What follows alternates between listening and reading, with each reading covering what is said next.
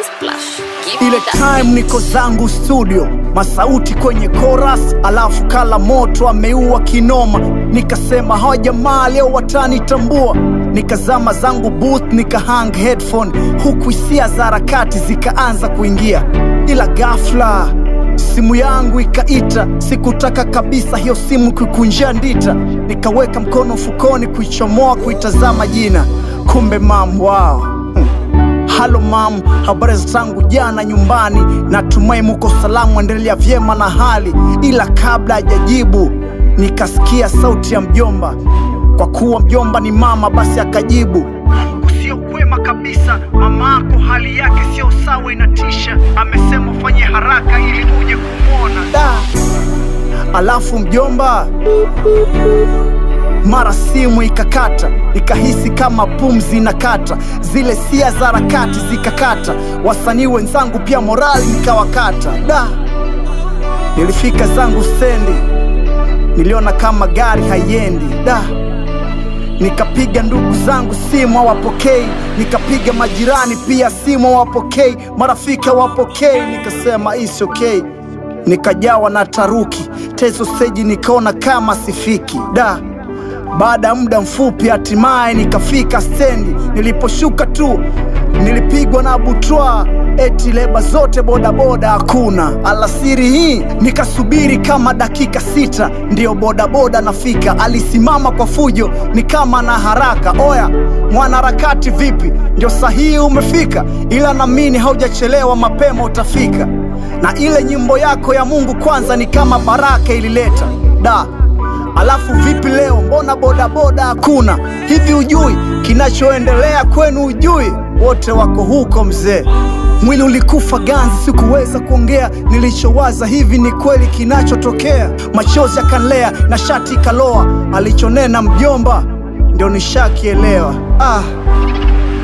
Ile nafika home sikupigwa na butwa, nilipiga mimi. Niliona hadhara ya watu hata sikuamini. Niliposogea kwenye umati, kila mmoja alinipisha. Sikuona sura za simanzi, niliona sura za bashasha. Niliona mama ameketi na wageni, na wote wamependeza. Walivoniona mimi, vigelegele wakapuliza. Ndugu zangu wote wako, marafiki wapo, majirani wapo, Chomchengo yupo pia. Akanambia ile simu ilikuwa Risto. Okay, ikabidi nikauliza kipi shendelea. Ukanyanyuka binti mrembo na amependeza, alafu kando yake kuna mbaba kama Mnaija. Walivyopendeza weza sema wanaigiza.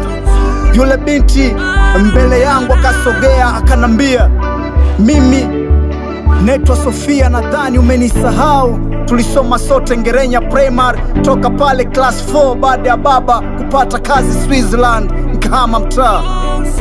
Na baba anahitaji kuniachia mamlaka, ila kabla nafaa kufunga ndoa, na niliapa nitaolewa na wewe. Ndio mimi Saki Faranga, nimekufuata wewe. Babangu ananisikiza, ndio maana amefika hapa. Naomba unikubalie tufunge hii ndoa faster.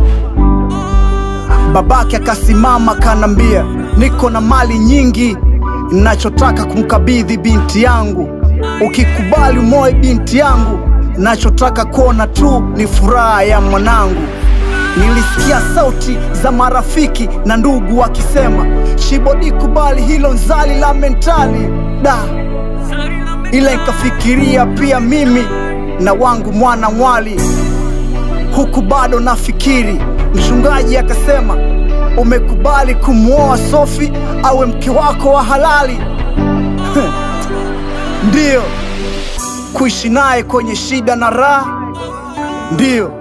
Dremu zikatanda paka kwenye chanda chema nikamvisha. Yes, Sophie, you are my wife.